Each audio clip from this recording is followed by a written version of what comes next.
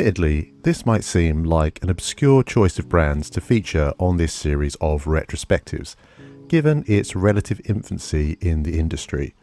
But I've been quite clear for the last year that Christopher Ward are my favourite brand at the moment. So I wanted to dedicate a video to their history and educate myself on how they've developed to the position they currently find themselves in. Throughout the video, I'm going to highlight some of their key models and then discuss some of their current offerings towards the end. If you're looking for an in-depth blow-by-blow account of developments, I'm afraid this isn't going to be it. It's going to be more of a whistle-stop overview for those unfamiliar with the brand. With all that said, let's get into the video. The foundation of Christopher Ward actually sounds very reminiscent of many modern startup brands. The trio of Mike France, Peter Ellis and Chris Ward founded the British company in 2004 with the ideal of challenging the status quo of what they saw as overpriced Swiss-made watches dominating the market. I find using the term disruptive force a bit of a change, but that is what they set out to be. Unlike a lot of brands where you'll hear that kind of terminology used, Christopher Ward have to some extent actually achieved those lofty ambitions, rather than shoveling out repackaged quartz fashion watches from the Far East, like a lot of other startups that I don't care to mention here. Having said that, the way that Christopher Ward have always operated does mirror a lot of that kind of rhetoric, selling their models online only to avoid retail markups and provide watches directly to consumers. At this point, that almost sounds like someone trying to pitch you a pyramid scheme. I've heard it so often in watch adverts for companies I've never heard of. But in 2004, with the internet a lot closer to its infancy than it is today, that kind of thinking was groundbreaking. The company was founded on three key principles, which were transparency, value, and quality. I do think the lack of BS is one way that they managed to bridge the gap to consumers and start to build a name for themselves. The company's first release, the C5 Malvern Automatic, retailed for less than £300 and shipped with Swiss made on the dial and mechanical movement. The model was a no-nonsense dress watch with a clean, classic aesthetic, and it was a safe starting point. Their strategy was to appeal directly to watch enthusiasts, not with slick glossy adverts, but with great value specification sheets and a combination of British design and Swiss manufacturing. 2009 saw the company launch the model they are perhaps most synonymous with, their diver, the Trident. Early models of the Trident and its upgraded variant, the Trident Pro, borrowed a lot of design language from other famous dive models, with some dials clearly taking inspiration from Omega and the overall design from the Submariner. The standout unique feature of the model in my view was the Trident secondhand, which I have to say is my favourite secondhand design fitted to any watch, though I can't pretend I've ever spent a huge amount of time contemplating a minor detail like that before, but the point is it stands out. The models offered great value, with quartz variants releasing under the £300 mark, but they were only originally available in larger sizing at 42mm in diameter and with a lug-to-lug of 51.5mm. They were much less refined than the modern day Trident offerings. My own personal experience here is with the current Trident Pro C60, a watch that is almost unrecognisable from its earliest relatives. Modern iterations now have a lot more of their own design language, with that inner ring to the bezel, the refined handset, date window at 6, and the availability of smaller models to cater to a wider audience. The price has gone up significantly, and that isn't just down to inflation alone. The spec sheet still represents good value for money in my view, but I also think the look and feel of the product itself has massively improved. As their watches are only available online, it can feel odd ordering a watch you don't get to try on first. But since 2012, they have operated a 60-60 policy, which is a combination of a 60-day no questions asked returns policy and a 60-month guarantee on the movement. I'll take a small aside here to talk about the latest iteration of the Trident, the Lumiere, which has taken essentially all the upgrades that Christopher Ward has introduced over the years across their product range and combined them into one package. Now you're getting a chronometer standard cost certified movement, grade 2 titanium construction, a push button adjustable clasp, and a 3D dial made up of blocks of Globalite XP that boasts some of the best luminescent visibility on the market. Now, all of this doesn't come cheap, with prices almost pushing £2,000, but as watch aficionados will tell you, it's still good value when you look at the spec sheet.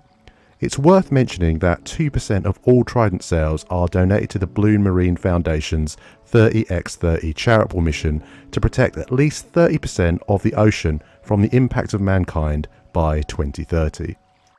That kind of push towards high-end watchmaking is something we'll come back to in a moment. For now, let's return to the history lesson with a key development for the company in 2014.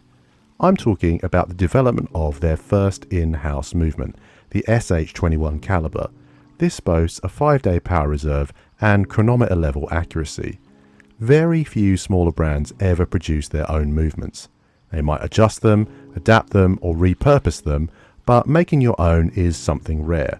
This was Christopher Ward showing the watch industry that they had the engineering prowess to be more than just a budget-friendly option, and was a way of garnering respect from skeptical watch collectors, a way of differentiating themselves from their competition. 2016 marked the first rebranding of the company. The original emblem was set aside for a minimalistic sans serif text-based design. Some saw it as an upgrade, others felt it was lacking in character. This sparked a fair bit of debate, especially in the Christopher Ward forum. Yes, not only is this a thing, but actually Christopher Ward have made a number of special edition models known as FLEs or Forum Limited Editions. It was around this time that the flag's logo first emerged. Initially, this started to feature alongside the name of the brand, but eventually would be adopting as the branding across all of their model ranges. Personally, I think this is actually a great logo. Not only does it look fantastic, it appeals to my English heritage and speaks to the mixture of British design and Swiss manufacturing that the brand is well known for. It was also in 2016 that Christopher Ward launched their Loop magazine, a quarterly covering, of course, watches, but also the brand's involvement with art, culture and sport. The first 25 or so editions of the magazine often ship with offers and discount codes that you could use against their watches. This is something that they've stopped doing as part of their effort to move slightly more upmarket. This makes sense, as I can't picture anyone finding a working discount code to buy a Rolex with. They do, however, still have fairly regular sales windows where you can snap up a bargain or two. Bringing us almost right up to date is perhaps one of the biggest product ranges that Christopher Ward currently offer. I'm talking, of course, about the 12. I don't want to undersell how much I love this model, but I am wary that I've already made 2 videos about it on the channel, so if you want my full thoughts, I would direct you towards those.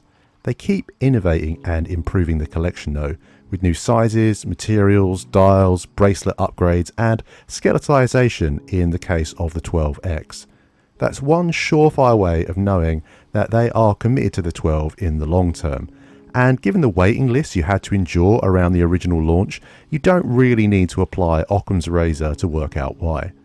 I love mine, but if I'm honest, I am torn about trading it in for an upgrade. I've built up some fond memories with it over the last year, but the temptation is definitely there. There are 3 other models that I think it's worth drawing your attention to that have released over the past year. They are the Desk Diver, the Moonphase, and of course the Bel Canto. We'll run through them in that order and discuss their significance to the brand.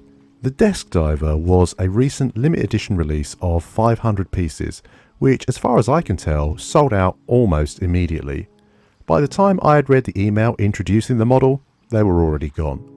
The model is based on their C65 Aquitaine range, but has been customised almost beyond recognition with office in-jokes. I have a lot of respect for anyone who can deal with the office grind.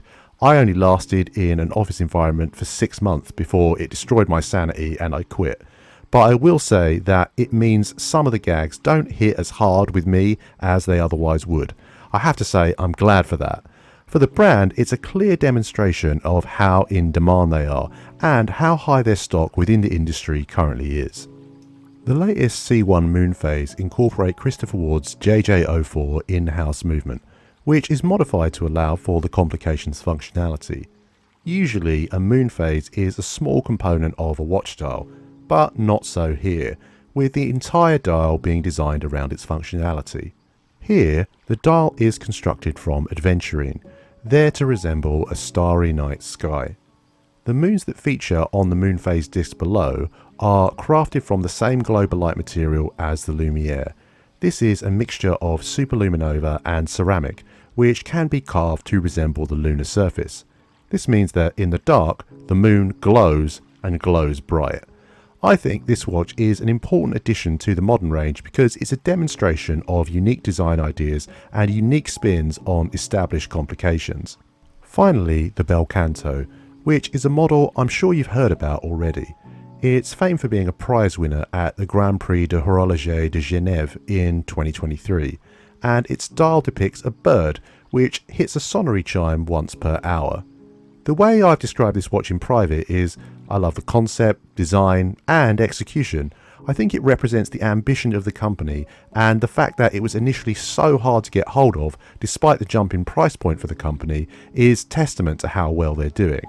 But personally, I don't particularly want one. If I'm honest, I'm far too busy still weighing up buying a Celeste to pay it too much mind. So there we have it. That brings us up to speed as part of our brief retrospective look at the history of Christopher Ward, and hopefully a peek towards its very bright future. I hope that you've enjoyed, but I know for a fact that there are going to be plenty of people out there and forum members who will have far more in-depth historical knowledge to share on the brand than I could possibly ever hope to. And I would point you in that direction if you want more detail, as it's a great resource for fans. This video was only ever meant to give you a brief overview in an easily digestible format, so I'd be happy to be fact checked in the comments if I've messed up any of my research here. I am a bit of a CW fanboy and I want to do them justice. As ever, thank you for your time. If you've enjoyed what you've seen, consider dropping the video a like and subscribing for more content like this.